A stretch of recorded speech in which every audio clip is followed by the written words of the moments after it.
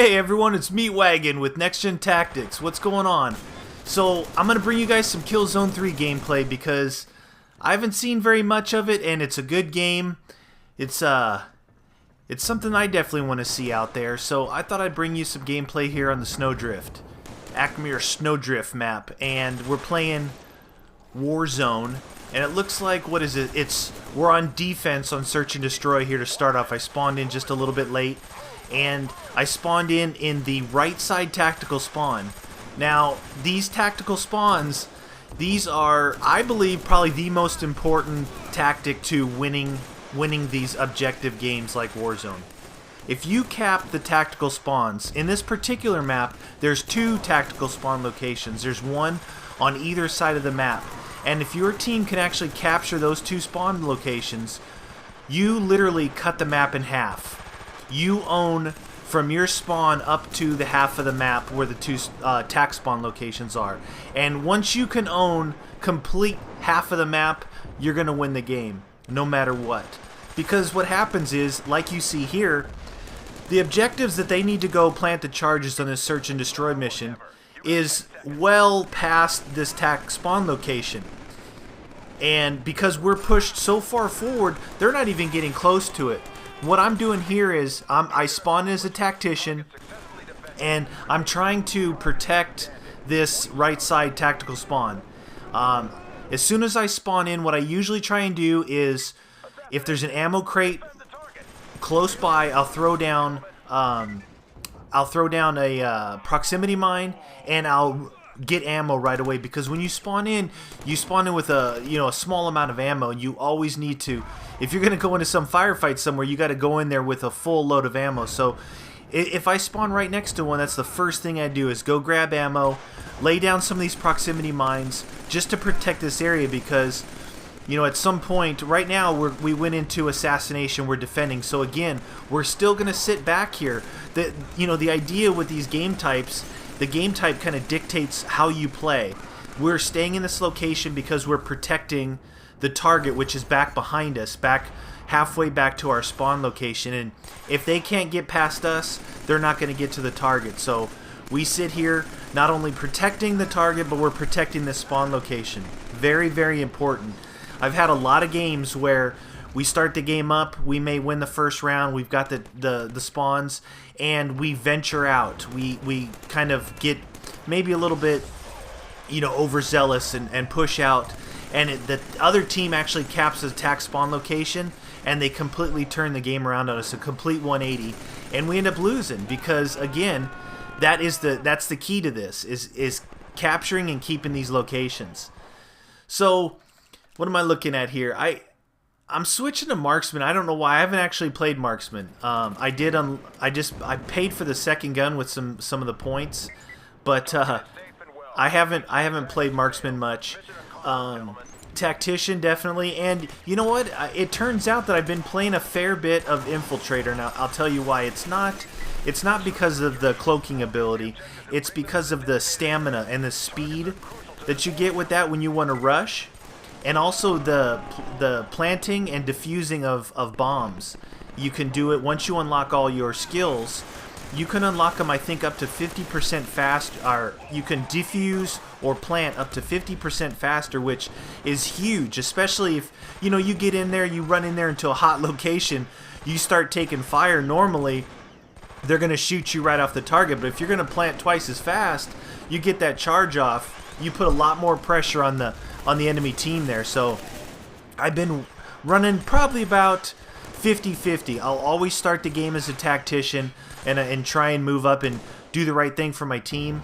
And then you'll see here, this is what dictates when I change. This marksman thing here was just kind of a random pick. I'm not sure why I chose that, but what you'll see here now is we're playing the search and retrieve, where it's the propaganda speaker located. It's supposed to be centrally located, but because we own, our whole half of our map, look how close it is. It's 20-something meters. And here's a good tactic by the enemy team. They threw down a proximity mine right by the speaker. So as soon as I ran out there to get it, it blew me up. But you can see now what I'm doing is, I know I want that mobility and that stamina So I switch to Infiltrator. I spawn in, immediately load up on ammo, because if I make it, onto that rig over there, I want to be able to fight a sustained battle with plenty of ammo. And look at this. This was before I realized that you actually had to pause to pick up the speaker. I didn't even realize I didn't have the speaker until I got clear up here.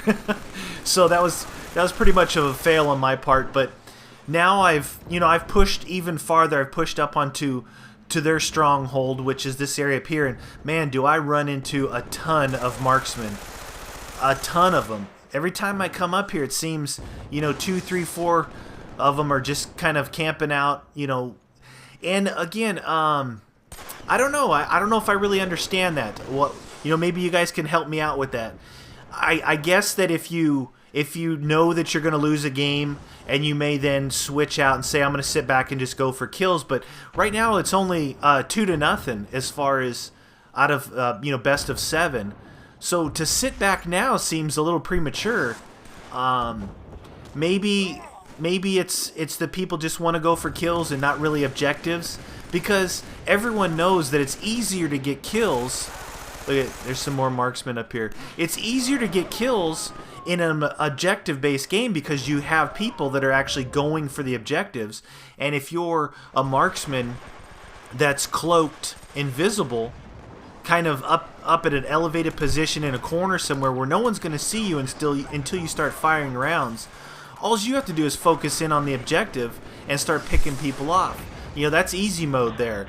And I guess it's okay for some, but as long as the majority of the players on either team aren't doing that, you get a good battle. You can see, even though we have the upper hand here with the spawns, it's still a good battle. They do have a fair amount of people trying to push down this right side here, and it keeps the action good. It keeps the game exciting to play. I don't want to have to just go hunt for snipers the whole time, but so they did have a fair amount of their guys on their team pushing up, which is good.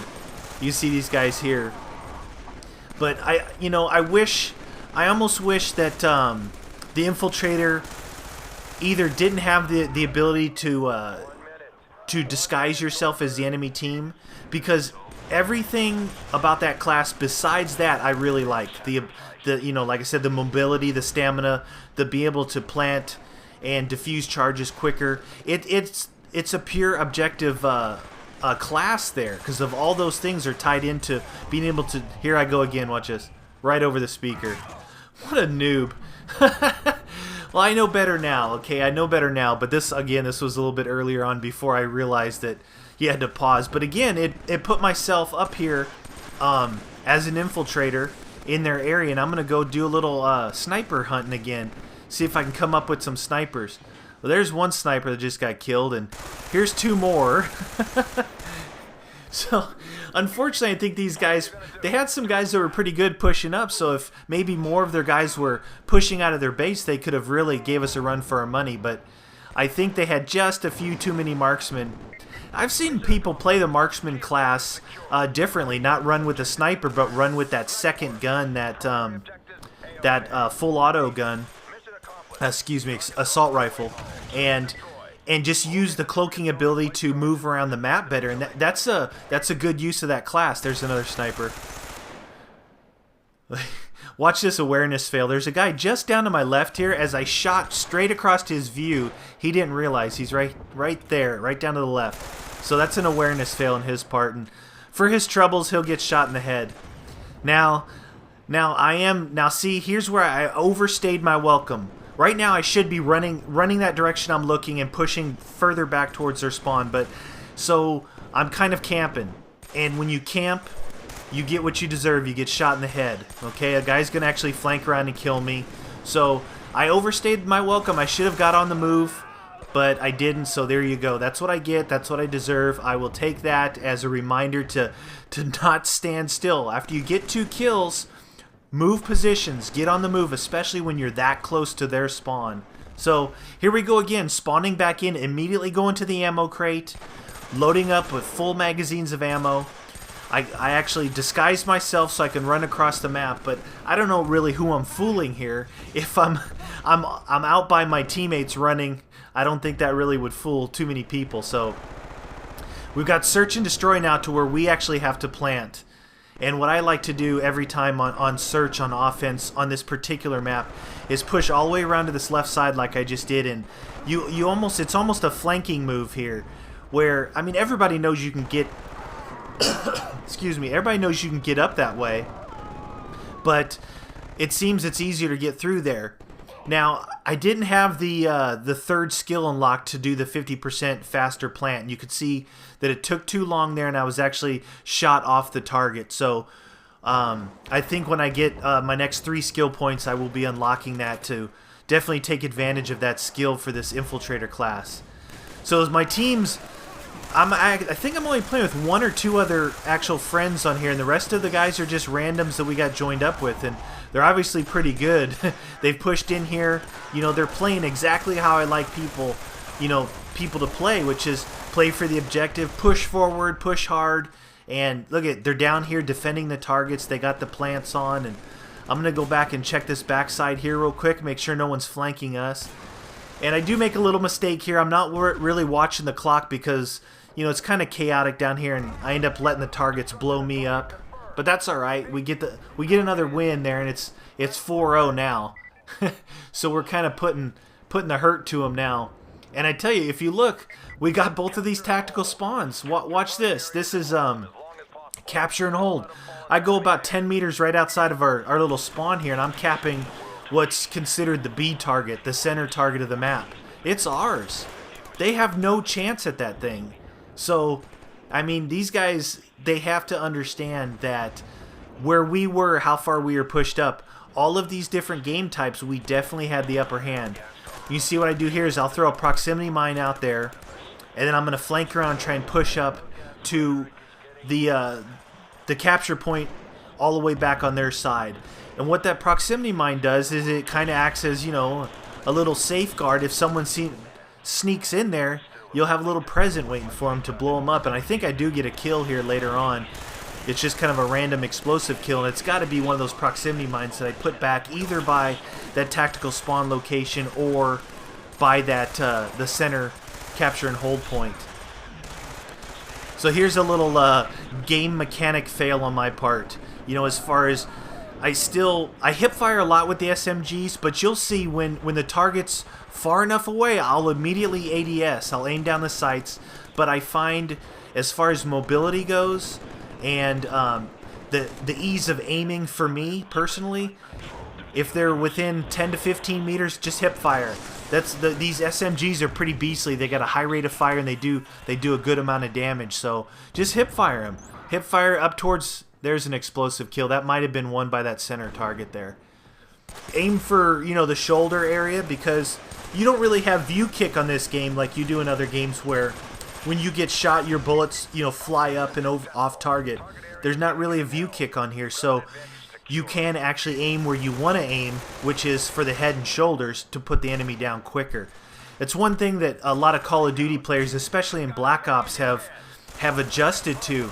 You'll notice that most people shoot for the kneecaps now because of what they call view kick. When you get shot, it kicks your view up and over your target. And in past games where that wasn't as prevalent, you could, you know, I had a tendency to aim for the chest, and in doing that, you actually get penalized in Black Ops. So that's one cool thing about this is that your gun doesn't go flying up in the air crazy, which I like that. I mean, but it's 2 different games, 2 different game mechanics. But it's a good thing to look at and evaluate how different first-person shooter games are made and how some of the game mechanics and elements will affect how you play, which is your aiming. Whether it's, you know, hip firing, ADSing, whether you have to shoot low on a target, or you can go ahead, if you have a good accuracy, you're going to be shooting for the chest and the head. You're going to win a lot higher percentage of your gunfights because you're going to be getting headshots. So a game like this actually rewards people who have good accuracy. You know, other games, they reward you if you shoot at the feet, you know. So It's up to you, but it's just one thing, one analogy or something I wanted to analyze about different games. That's an interesting thing to bring up. It's not that we're always doing comparisons maybe to Call of Duty. It's a matter of just comparing first-person shooters and game mechanics, and that stuff is really interesting to me. So thought I would share a little bit with you guys. So, still running the Infiltrator. It's like I tell you, I think my feelings have changed, and it's not because I run the Infiltrator, 50% of the time now. My feelings have changed on when I first started playing this game. I thought the Infiltrator was a little bit cheap, but I don't think that it's not the class that bothers me the most. The class that bothers me the most now is the Marksman class with that invisibility, because more often than not, I'll find people kind of hiding in a corner, invisible, and if they're not moving, they're totally invisible if they've got all the skills unlocked, and you'll run by them and they'll melee you, or get a little cheeky shot off on you. So I think that one bugs me more, but it's not that it's game breaking at all. It's definitely interesting that there's these different abilities, and Crysis 2 is out now, which it has some of the same things. It has selectable armor ability, and it has selectable cloaking, but everyone has the opportunity to have that. So, I mean, if you're gonna play a certain game and you know what is in that game, what your options are, I mean, I can't complain about it, because it just brings another aspect, an interesting aspect to the game, which I can appreciate that. I think that, most of us, if not all of us, sometimes forget that. We get a little carried away with wanting to complain about anything and everything, and whether we want to say people are campers or we say people are, cheap because they use certain guns. It'd be nice if we could just get back away from that a little bit and just try and enjoy the game for some of the cool features. There's what I'm talking about right there. That guy was cloaked in the corner.